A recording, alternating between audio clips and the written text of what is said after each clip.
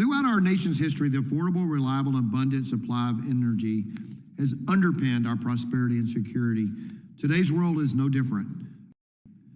One witness that I would particularly like to welcome is a friend of mine and from my area, Tim Lindahl, President and CEO of Kenergy electric cooperative that serves several counties across Western Kentucky. I believe you serve 14 counties, and 6 of your 14 counties are among the best in the world. That's what I understand. They happen to also be in the 2nd District of Kentucky. Thank you for testifying today on behalf of the National Rural Electric Cooperatives, otherwise known as NRECA, which represent nearly 900 cooperatives nationwide.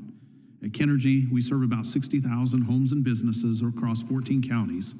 We also support a robust industrial base and have built over 3,500 miles of fiber infrastructure to help evolve our grid and provide broadband to our rural economies.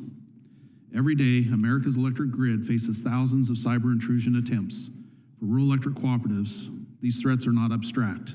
They're real, they're sophisticated, and they're growing. Electric cooperatives are unique. We are private, independent businesses owned by the people we serve. We operate without profit incentive. We power over 42 million Americans, including critical infrastructure such as hospital, data centers, and more than 150 military installations. However, securing this infrastructure presents distinct challenges.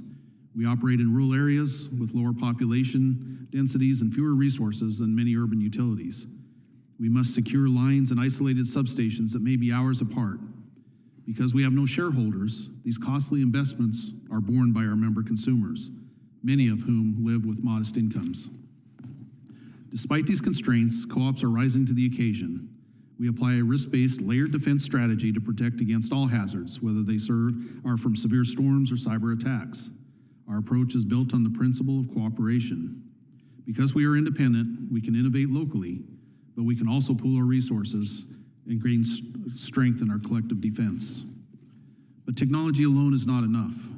The most critical piece of a security culture is the teams that work tirelessly day in and day out to ensure that when the switch is flipped, the light comes on.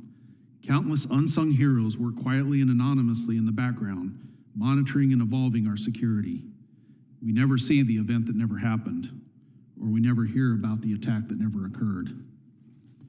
To support these teams, we leverage cutting-edge tools and resources that are being developed through NRECA's cybersecurity program, like the Threat Analysis Center, a platform that helps co-ops identify, analyze, and communicate threats while reducing alert fatigue so our teams can focus on high-impact risks for the Cooperative Cyber Goals program, which also provides a structured framework designed specifically for cooperatives to advance cyber hygiene regardless of the utility's cyber maturity.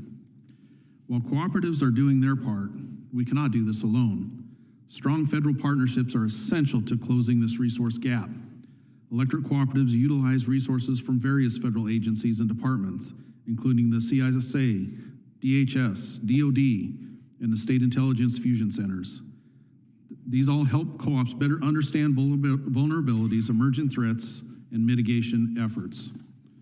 The Rural and Municipal Utility Cybersecurity Program, otherwise known as RMUC, is one example of these partnerships.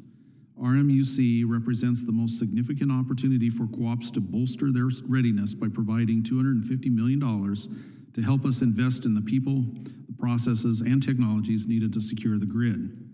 However, we need your help to maximize its impact. While $80 million in the RMUC funding has been announced, much of the funding has yet to be released. We urge the Department of Energy to distribute these funds quickly so co-ops can put them into action. With an estimated $160 million remaining and less than a year left in authorization, NRECA strongly urges Congress to reauthorize the RMUC program.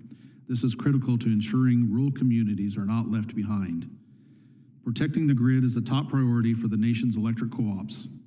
We are making smart investments, training our workforce, and sharing threat intelligence to keep the lights on. With continued partnership and targeted federal investment, we can strengthen our defenses and ensure the security of the energy infrastructure that powers our nation. The electric grid is too critical to our existence for it to fail.